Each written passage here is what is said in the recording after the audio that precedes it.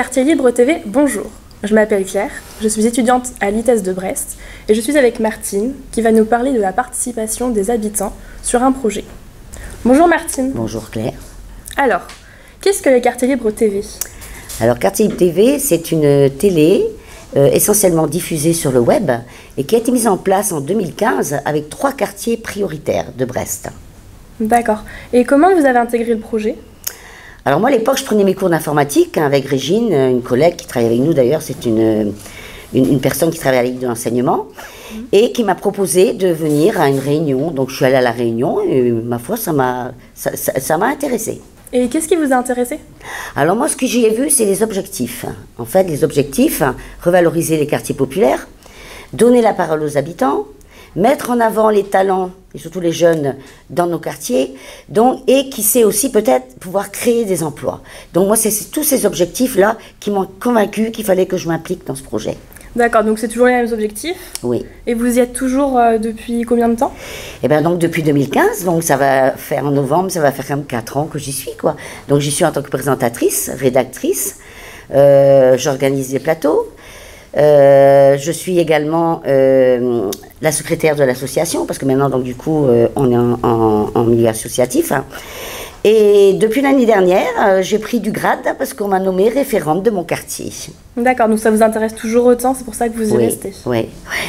D'accord. Et puis, il faut dire que je travaille avec des gens super sympas aussi. Donc, on est peu nombreux, mais on est très solidaires. Donc, c'est vrai que ça incite à continuer. Et donc, ça vous apporte beaucoup? Oui, déjà... comme je l'ai expliqué tout à l'heure, hein, c'est vrai que j'avais été des années pratiquement à la maison sans rien faire à cause des problèmes de santé.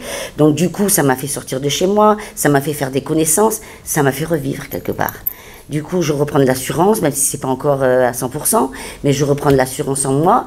Et puis je fais des belles découvertes, de belles rencontres. Donc pour moi, c'est que du positif, quoi.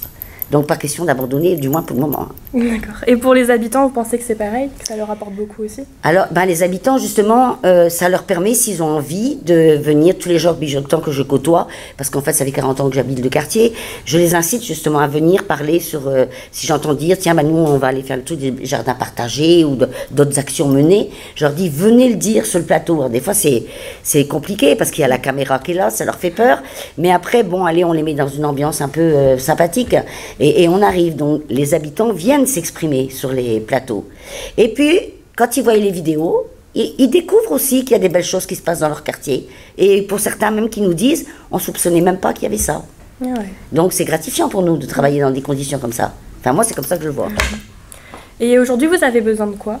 Alors aujourd'hui, ce qu'on a le plus besoin, comme on dit, des moyens humains, on a besoin de gens qui viennent nous rejoindre. Déjà, on aimerait que les habitants des quartiers s'impliquent davantage, mais c'est pas facile, surtout de les mobiliser, même s'il y en a un qui vient de temps en temps, c'est difficile de les garder.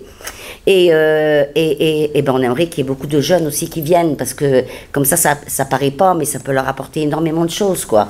Et il faut reconnaître, moi je suis présentatrice, donc moi une fois que j'ai fini le reportage aujourd'hui, ça y est, c'est fini pour moi.